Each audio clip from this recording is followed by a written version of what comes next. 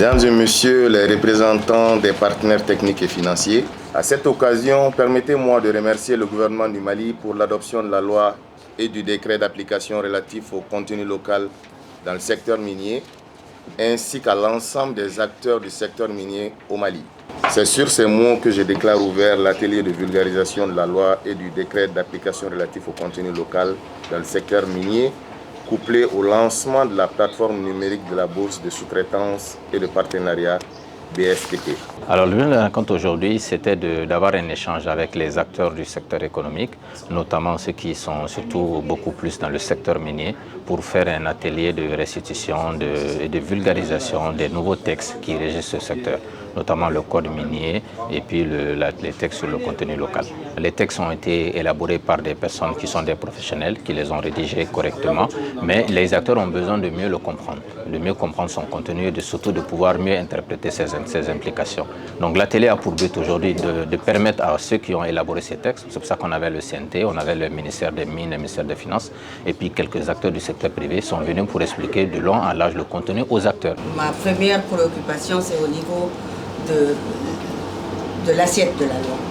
On avait dit en son temps au CNT, on avait été entendu, on avait demandé si on est d'accord que les mines ne sont pas le seul secteur d'activité économique créateur de valeur et de croissance pour le Mali. Il faut élargir la loi sur le contenu local à tous les secteurs économiques. Toute société a besoin d'un fonds de roulement. Et les banques doivent être là pour ça. Ce que je salue, c'est que dans le code minier, il y a une disposition, je pense que c'est l'article 134 du code minier, qui donne une incitation fiscale aux sociétés minières qui donnent des contrats de plus de 3 ans aux fournisseurs locaux. N'oublions pas que le code minier 2023 a nécessité la prise en charge de 17 décrets pour la mise en place de ce truc. Et on voit uniquement que le contenu local, mais il y a le fonds minier local, il y a d'autres fonds qui existent. Le ministère de l'économie a mis en place au niveau des impôts beaucoup d'outils pour faciliter les déclarations et les démarches administratives. Et le dernier, c'est le QTUS, le e-QTUS. Encore une fois, il y a les objectifs qui sont cités. C'est vraiment l'augmentation de la valeur ajoutée locale et la création d'emplois locaux dans la chaîne de valeur des industries minières. Et grâce à une utilisation de l'expertise locale et des biens et services locaux. Donc c'est l'objectif global visé par cette loi. Maintenant, pour que cette loi puisse vraiment porter des fruits, puisqu'il y a des objectifs qui sont fixés, pour que ces objectifs puissent être atteints, il y a certaines obligations qui sont définies. Et pour s'assurer du respect de ces obligations-là, il y a des organes institutionnels qui seront mis en place, qui ont été même mis en place dans le document du décret. Et il s'agira maintenant de les opérationnaliser. BSTP, c'est un organe de la CNPM.